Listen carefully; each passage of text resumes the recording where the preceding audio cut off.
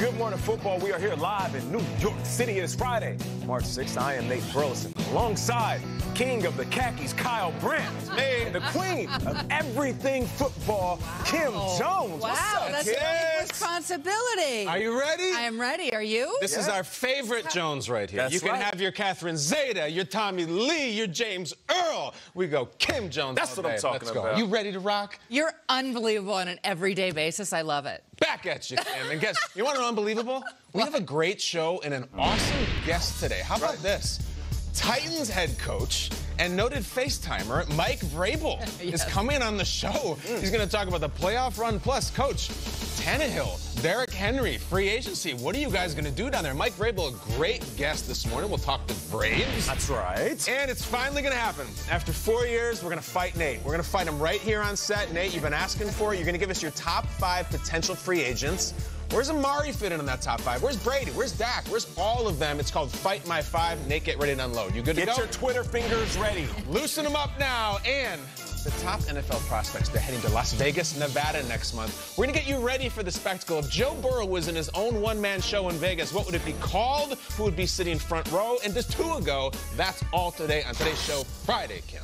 But you know what it's time for right now. Lead block.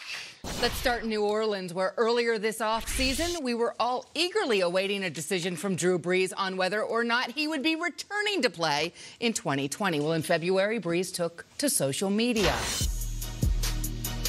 If you look very closely, a tiny Drew Brees is pictured embracing the journey ahead of him, the 2020 NFL season. Yesterday, Brees reiterated his excitement to play in the Big Easy for another year.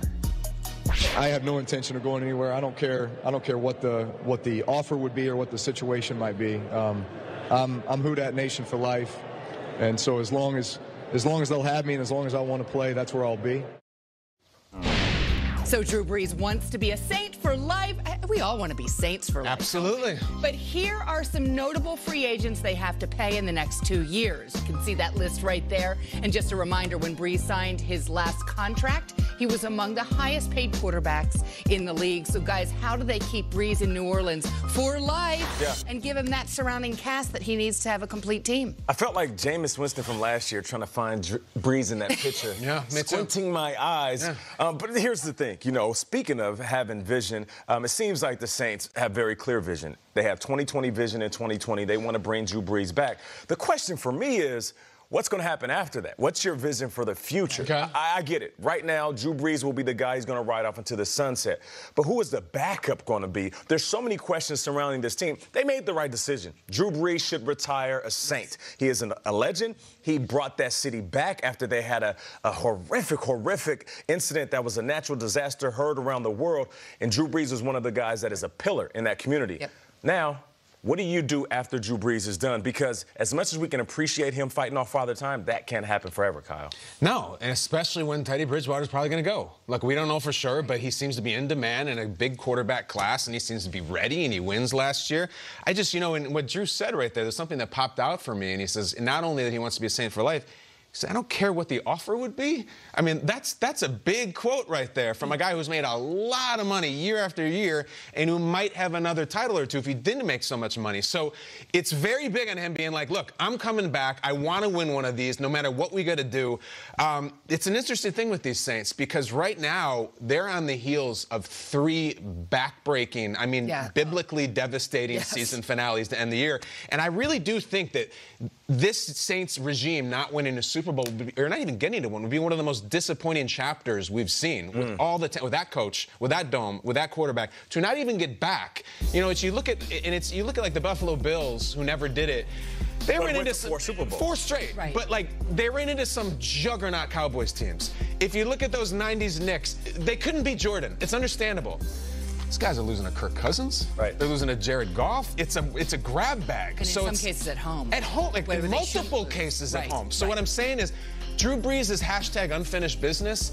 And speaking of business, if he says, I don't care what the offer is, I think the Saints front office lights up. I think Teddy's gone, though. Right. So it's Drew, and then it's the great Taysom experience. They got to make this right. Disappointing chapter otherwise. And Taysom Hill, though, says he wants to play and said he might have to leave to do that. So you could be talking about different depth completely behind Drew Brees if he makes good on that, unless somehow there's an idea that he gets more time and that can make him feel better. I don't know if it would, Nate, but maybe the promise of more time. Yeah, and Taysom Hill wants to go somewhere to play quarterback because the money is different when you're a starting quarterback or even a backup quarterback. There's quarterbacks making anywhere from $5 to $10 million as a backup. But look at this pass. I mean, he is a beautiful creature of a man that plays the quarterback in every other position on the field. It's one of the great mysteries in our league right now. It really is. There's no one looking to bring in Taysom Hill to be the starter right now, but unless Sean Payton's got plans for the future. Kyle, I want to get back to something you said, though, because you make a great point when bringing up the Buffalo Bills. You know, you mentioned the comparison. And, being a Buffalo Bills fan, getting to 4 straight Super Bowls and losing is very disappointing. But as a guy who played 11 years and never sniffed the Super Bowl, the fact that the Buffalo Bills got there, it's kind of like you can hang your hat on that. Like, we were that good. We were one of the 2 teams that made it to the Super Bowl 4 years in a row. When it comes to the Saints, like, they haven't even got to the Super Bowl. They lost in the wild card round. That's what I'm saying. So it's even worse. It's like an unfulfilled destiny of biblical proportions, especially when you consider the talent level that they had. And you know what? Another question is, I know we're talking about Drew Brees, but it's not just on Drew Brees' shoulders, because Drew Brees had some games last year where you're like, he is nowhere near retiring.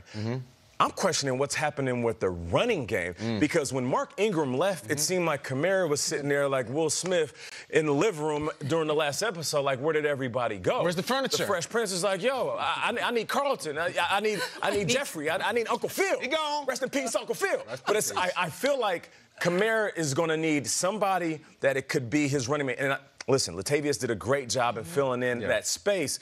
But Mark Ingram, it's like once he left, he almost took the identity, the toughness with the team. And he injected it right on the Ravens. That's a great point. Did you see Mark Ingram on our combine coverage? Oh, yeah. He is an electric personality that guys would be gravitating toward. There's no doubt about that. I absolutely love that point, and I wouldn't have made it. That's a great point. Yeah. It's also, as it pertains to losing Ingram, and year after year after year, I feel like each year for the Saints is like, all right, we had the heartbreak. Now this is the year. Right. It is really hard to stay afloat year after year, no matter what. I mean, the coaching has to be amazing. The other teams get better. The other teams rise up. Eventually, you fall off. I thought last year, I had the Saints at 8-8 last year. No insult to them. They're talented as hell.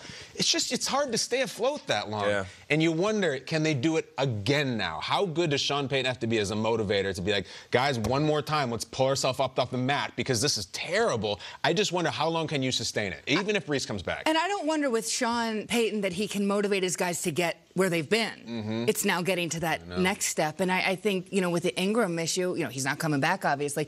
In this draft, can they get a running back who can complement Kamara? Yeah. We know with running backs, they can have that instant impact. They can be that change of pace if that's what you need. Yeah, and Sean Payton has tried everything. He's tried brooms. He's withdrew money out of the case of money, right? Straight cash. Yeah, masks. He's done masks. He's done the humble approach. It's going to be tough. But, you know, when talking to Cam Jordan, he's come on this show plenty of times. He said that, look, man, if you're looking at what we've been through, that is the ultimate motivation for us to get back.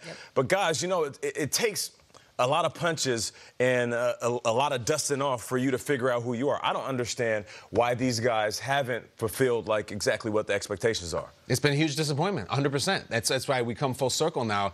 This has been a period of record-breaking for the Saints. It's been Rookie of the Year on both sides of the ball. You're right. Michael Thomas just set the single-season record for receptions. Everything thrown to him. And what does it amount to? It amounts to a first-round exit. And I know those guys are furious. We have a tradition on Good Morning Football where every single year at the Super Bowl, we sit down with Cam Jordan. And it's like, Cam, what happened this year? And Cam's always real honest, but he's always super dejected. And it's like, they have an all-star team from the coach to every position. I saw the Niners in the Super Bowl. I saw the Vikings in the second round. It's either time, frankly, to bleep or get off the pot with the Saints in this era. Cash went in, or we got other teams to talk about. And you got to figure, what, 2-year window at the most, probably, with Brees? This might be the grand finale. And we're going to talk about 2-year windows with a lot of people. No doubt. This league and quarterbacks are crazy right now. But Eli's gone. You know, Ben's on the way out. Rivers might be gone. Still Drew here. This feels like one last job. And we'll find out March 15th if Teddy Bridgewater is indeed gone. And you say that he is. He's pretty much as good as gone. What's crazy about Taysom Hill is if he is indeed now the backup, then you can't use him in all of the other ways that you have. And he has been such as the X factor, the H-back, the halfback, the wide receiver. Covering kicks. He was doing it all. So now all of a sudden you're pulling a very important